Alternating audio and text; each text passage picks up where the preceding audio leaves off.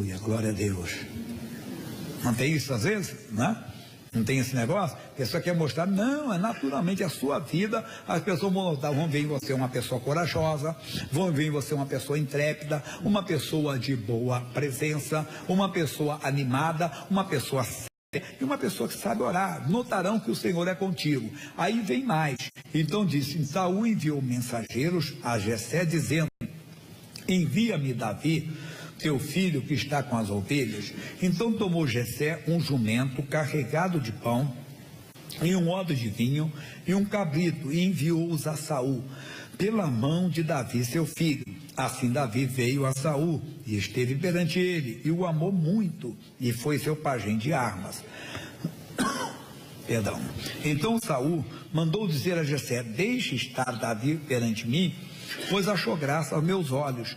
E sucedia que, quando o espírito mau da parte de Deus, permitido por Deus, vinha sobre Saul, Davi tomava a harpa e a tocava com a sua mão. Então Saul sentia alívio e se achava melhor, e o espírito mau se retirava dele. Ô meu irmãozinho, na nossa casa tem que ter alguém que saiba tocar. Mas pastor, eu não sei tocar nada. Não. É mais, alguém que tenha comunhão com Deus. E quando tiver perturbação, você vai até para um canto da casa e faz um louvor. Deus habita no meio dos louvores. Lembram de Paulo e Silas, que quando estavam presos, eles oraram, claro, tem que orar, mas depois cantaram. E no meio do cântico veio um mover de Deus tão grande que os alicerces do cárcere se moveram, as prisões foram soltas, as cadeias foram quebradas e foram todos libertos. Quer dizer, na casa que não tem louvor, a casa que só tem murmuração, a casa que só tem questionamento, não tem presença de Deus. A casa que tem o louvor, a pessoa está louvando, adorando a Deus, mesmo nos momentos difíceis, quando um espírito mal vem para atormentar. Quando é que ele vem? Não é quando ele vem de chifre com garfo, não. É aquele dia que o marido está assim, a esposa está assim, não sei o quê. Você vai para cá, com um canto, louva a Deus, ora, oferece seu louvor. A presença de Deus é tão real que onde é o Espírito de Deus, lembra, a separação entre luz e as trevas não ficam, elas não permanecem. Agora, tudo isso foi o passado. Vamos falar do novo em Joel, capítulo 2. Você conhece o profeta Joel? É depois do Daniel vem o Oséias, depois de Oséias vem Joel. Capítulo 2, versículo 28. Falando em Joel, eu marquei uma leitura aqui para o pessoal da igreja, lembra? E hoje está acabando o que, pessoal? O que está acabando hoje? O Antigo Testamento. Amanhã começa o novo, né? Não é que é necessário, mas não sei se você já passou por essa, vamos dizer assim, saia justa, né? Que alguém pergunta para você assim, você já leu a Bíblia toda? Já perguntaram isso para você? Aí o dia que alguém perguntar assim, já li, pronto, acabou, enterrou o assunto, né? Então eu marquei essa leitura para isso. Vamos lá, Joel capítulo 2, versículo 28. E há de ser que depois derramarei o meu espírito sobre toda a carne, e vossos filhos e vossas filhas profetizarão, e os vossos velhos terão sonhos, os vossos jovens terão visões. Naquela época, então, no passado, só reis, sacerdotes e profetas tinham o Espírito Santo, não na plenitude, porque a plenitude vem na nova aliança, vem com o batismo com o Espírito Santo. A palavra batismo quer dizer mergulho. Então, o batismo vem, o Novo Testamento traz a plenitude, mas essas categorias, reis, sacerdotes e profetas, e a quem Deus escolhesse, eles teriam então a porção do Espírito Santo. Agora não, nos últimos tempos ele diz, derramarei do meu Espírito sobre toda a carne, quer dizer, sobre todas as pessoas. Isso se cumpriu em Atos capítulo 2. Vamos ver Atos capítulo 2. Atos capítulo 2. Atos 2. Cumprindo-se o dia de Pentecostes, estavam todos reunidos no mesmo lugar. E de repente veio do céu um som como de um vento veemente e impetuoso, e encheu toda a casa que estavam assentados. E foram vistas por eles línguas repartidas como que de fogo, as quais pousaram sobre cada um deles. Vamos lá? E todos foram cheios do Espírito Santo e começaram a falar em outras línguas, conforme o Espírito Santo lhes concedia que falasse. O sinal exterior que uma pessoa foi batizada com o Espírito Santo é o falar em línguas. Pastor Jaime, alguém pode ter sido batizado sem falar em língua? Não. Mas eu falei, até o mudo ele tem um jeito de se expressar, entenda?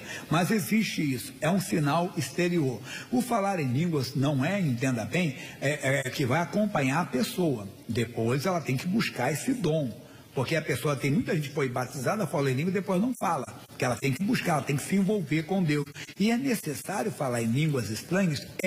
Porque primeira carta de Paulo aos Coríntios, capítulo 14, olha o que ele vai falar para nós. Você está aí, é fácil, né? Atos, Romanos, Coríntios, primeiro aos Coríntios, capítulo 14, ou 14, as duas formas valem, 14 ou 14. E ele diz assim, 1 Coríntios 14, segui o amor e procurai com zelo os dons espirituais, mas principalmente o de profetizar, que é falar a palavra de Deus inspirada, aquela palavra que a pessoa precisa de ouvir e Deus coloca na sua boca. Porque o que fala língua estranha não fala aos homens, senão a Deus, porque ninguém entende, e em mistério fala de mistério. Então não devemos falar, calma. Mas o que profetiza fala aos homens, para edificação, exortação e consolação. O que fala em língua estranha edifica-se a si mesmo. Mas o que profetiza edifica a igreja. Então eu não prego aqui em línguas estranhas, que eu não ia edificar você, a não ser que houvesse interpretação, mas não é assim que Deus age. Então Deus dá o que? A profecia, aquela palavra inspirada, aquela palavra que você ouve e você entende que é Deus falando com você. Agora, quando você ora, e fala em língua estranha, você se edifica a si mesmo, você precisa disso. Quantas vezes nós estamos numa batalha, numa luta, e já não sabemos orar como convém? Não sei se aconteceu, falta palavras, né? Você está orando, mas falta palavras. Nessa hora, como é importante falar em línguas estranhas, que o apóstolo chama de refrigério. É o tempo do refrigério, que você então começa a falar com Deus, aí você descansa no Senhor, você não tem mais palavras. Você está numa luta, vamos dizer, com uma doença, problema familiar, conjugal, financeiro, você já está sem palavras, mas aí o Espírito Santo te ajuda naquela hora e você tem um refrigério, você tem um descanso, é como se você fosse renovado nessa hora. Quem pratica isso sabe o que eu estou falando. A importância de você orar em línguas estranhas. Tanto que aqui vamos ver algo que é muito importante para nós. O que é importante você estar falando, sendo edificado no livro de Judas. Judas, você conhece o livro de Judas? É o penúltimo livro da Bíblia. Qual é o último, pessoal? Apocalipse. Só tem um capítulo só, no versículo 20. Judas, versículo 20. Judas aqui não é os cariotes, não. É o irmão do Senhor, tá? Versículo 20. Mas vós, amados, edificando-vos a vós mesmo, sobre a vossa santíssima fé, orando como? No Espírito Santo. Conservai-vos a vós mesmo o amor de Deus, esperando a misericórdia de nosso Senhor Jesus Cristo para a vida eterna. Então, quando você não tem mais palavras, que você ora em línguas estranhas, você começa então a se edificar, se mantendo, conservando, na misericórdia de Deus, na esperança, naquele mover de Deus, esse refrigério que eu estava comentando, esse descanso que vem, que você não fica agitado, não fica inquieto, o Espírito Santo te ajuda a orar. Aí tem muito mais aí, ele diz para nós, e apietai-vos de alguns que estão duvidosos, e salvai alguns, arrebatando-os do fogo, tendo deles misericórdia com temor, aborrecendo até a roupa manchada de sangue. Olha que coisa profunda, quer dizer, você não concorda com o que a pessoa faz de errado, você fica chateado, mas você ora por ela. Deus, tem misericórdia dessa pessoa. Só quem tem o amor de Deus consegue orar assim. Se não tem, sabe como é que você ora? Como a maioria dos religiosos que tem hoje. Que a pessoa tem e vem e xinga e faz cara feia. Eu estava falando que nesse tempo agora surgiram os apologéticos, aqueles que parece que defendem a fé verdadeira, mas não conhecem o amor de Deus, porque senão eles intercederiam, estariam orando por nós, porque eles pregam, o evangelho deles é puro, o nosso é sujo. O evangelho deles é santo, o nosso é profano. Aí eles mostram que não tem o amor e a misericórdia, porque estivessem estariam orando, mas não, estão condenando.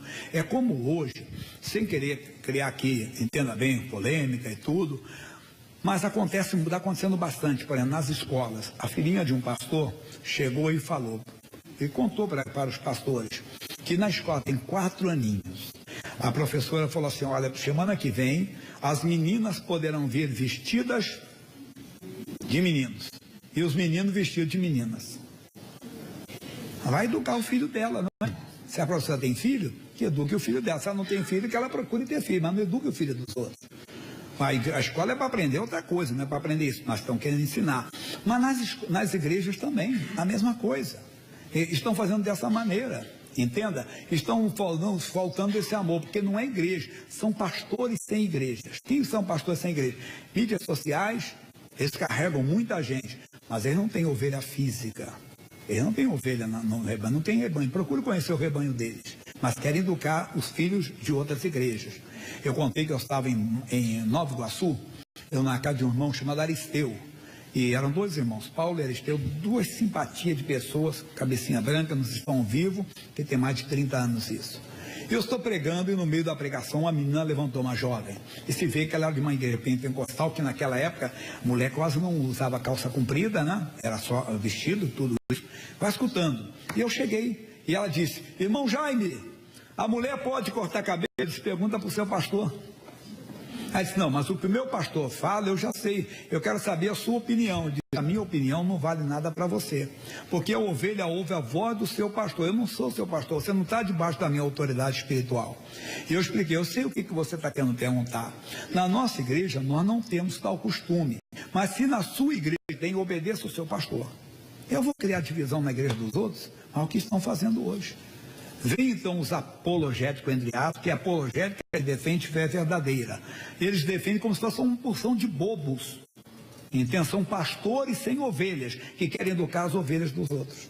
É como nas escolas hoje, estão querendo educar o filho dos outros. Não, olha aqui, o Judas está dizendo assim, e apiedai-vos de alguns que estão duvidosos. Se está com dúvida, você vai se apiedar daquela pessoa.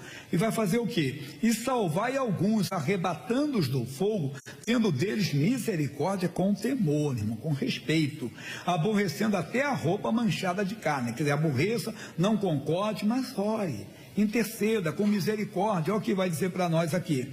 Ora, aquele que é poderoso para vos guardar de tropeçar e apresentar-vos irrepreensivelmente com alegria perante a sua glória. Temos que apresentar as pessoas, mas isso só faz quem tem o Espírito de Deus. Que ele se edifica a si mesmo, e quando ele ora pelo próximo, ele ora com amor, ele ora com misericórdia, ele não sente alegria no tropeço de alguém. Veja Davi, quando a notícia chegou que Saul estava morto, o que ele fez? Soltou fogos? Mandou celebrar uma festa? Não, entrou no templo, rasgou os vestes e disse, Senhor, mataram o teu ungido. E os incircuncisos filisteus estão fazendo festa. É o que nós temos que fazer quando alguém cai. Mas às vezes até nos gloriamos. Sabia que aquele cara não era de Deus. Não é mais ou menos assim? Sabia que aquela mulher não era de Deus? Não. Ô Jesus, misericórdia. Eu orei, talvez faltou mais oração minha, talvez faltou falar com aquela pessoa, às vezes eu não tenho liberdade para falar com ela. Se você não tem liberdade, ora, interceda, mas isso é pelo Espírito de Deus. Então, o Espírito Santo nos assiste. Olha Romanos 8. Fala para nós, Romanos capítulo 8, versículo 26. É profundo. Romanos é do lado de Atos, entre Atos e Coríntios. E o que diz? Capítulo 8, eu pulei aqui, eu estava falando para vocês, como eu estou vendo outro.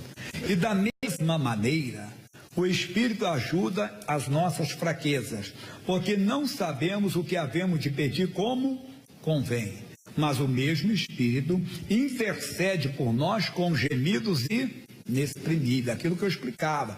Quando nós não sabemos orar, quando não temos mais palavra, o Espírito Santo nos assiste, ele nos ajuda na oração. Vem aquele refrigério, então aquele descanso, porque ele coloca as palavras certas. Versículo 27. E aquele que examina os corações sabe qual é a intenção do Espírito, e é ele que, segundo Deus, diga a você, intercede pelo santo. Igreja de Cristo, nós precisamos do Espírito Santo, precisamos nos envolver. Então você, com o Espírito Santo, você vai crescer, você vai ser uma bênção. Agora, o maior propósito do Espírito Santo não é que você fique falando em línguas. Claro que você deve fazer para a santificação. Qual o propósito? Atos 1:8. Atos 1:8. Você esteve no capítulo 2, agora é o capítulo 1, versículo 8. Mas recebereis a virtude do Espírito Santo. Essa palavra virtude é poder, energia mesmo, poder de Deus. É a mesma palavra que Jesus usa lá em Marcos, no capítulo 5, daquela passagem que começa no versículo 25, que a mulher tinha uma hemorragia, e quando Jesus, entenda, foi tocado por ela, ele disse: eu senti sair de mim virtude. É a mesma palavra, poder. Essa palavra, então, esse poder entra em ação, esse poder que tem de curar, de libertar. Recebereis a virtude do Espírito Santo, que há de vir sobre vós, e sereis testemunhas tanto em Jerusalém. Jerusalém é a nossa casa, e em toda a Judéia, nossa parentela, e Samaria, nossos vizinhos, que nem sempre gostam de nós. Não é verdade? Os samaritanos odiavam os judeus, mas os judeus deveriam ser testemunhas para eles também. E até os confins da terra, por onde você passar, você vai ser uma testemunha do Senhor. Como? Com o Espírito Santo. Porque essa virtude do Espírito Santo produz em você os frutos do Espírito. Já ouviram falar? Vamos para Gálatas, é depois de Coríntios. Coríntios, Gálatas. Capítulo 5, versículo 22. Gálatas 5, 22. É um estudo mais prolongado, mas vale. 5, 22. Mas o fruto do Espírito é o quê? Amor. Esse amor aqui é o amor ágape, é o amor de Deus. Esse amor que eu estava falando, que quando você ora por uma pessoa, ainda que ela tenha feito mal para você, ainda que você não concorde com ela, você ora com amor. Deus, abre os olhos dela. Não, você não condena aquela pessoa, você não julga aquela pessoa, você não mostra ira contra ela. Esse filho do diabo, esse falso profeta, esse herege. É assim que você vê hoje. Os chamados apóstolos, não tem nada de Deus ali, não tem nada de Deus, foge completamente. Foge, mas se você está cansado, foge. O amor é diferente. O amor não se ensoberbece. Mesmo que ele se sinta dono da razão, até que ele se veja com razão, ele ora diferente. Deus, tem misericórdia desse homem, ele abre os olhos. Ele está com o entendimento errado. É diferente. Entenda? Quem levantou ele para ser apologético? Quem levantou foi o Espírito de Deus? Não, o Espírito de Deus não é espírito de confusão. Então, cuidado. Tem que ter o amor. Mais do que o amor, fala o que para nós? Gozo, alegria, paz, longanimidade. O que é longanimidade? Paciência, capacidade dada por Deus de esperar, benignidade, bondade, fé. A palavra fé aqui é fidelidade, mansidão e temperança. Quer dizer, os frutos vão aparecer. Se não estão aparecendo, não quer dizer que a pessoa não seja de Deus. Talvez ela não cresceu espiritualmente. Só a árvore que cresce, que produz frutos. Então você tem que crescer, se envolver com Deus de uma tal maneira que os frutos vão aparecer e você vai ser testemunha. Realmente ele só vivia triste, hoje é uma pessoa feliz. Realmente ele é muito nervosinho, hoje ele tem domínio próprio. Realmente é uma pessoa muito rancorosa, cheia de amor hoje. Isso é o que? Os frutos do Espírito que capacitam você a ser uma testemunha do Senhor. Mais ainda, poder. Como? Aí nós vamos para a primeira carta de Paulo aos Coríntios. Você estava no 14 aquela hora. Agora é o versículo 12. Do versículo 8 em diante. A chamada religião tradicional, antiga, né, que hoje já não estão se tornando a maioria, eles sempre falam dos 7 dons do Espírito Santo. Não, não são 7 não, são 9. São 9 dons do Espírito Santo. Não podemos excluir. Você vai contar e vai ver. Porque por um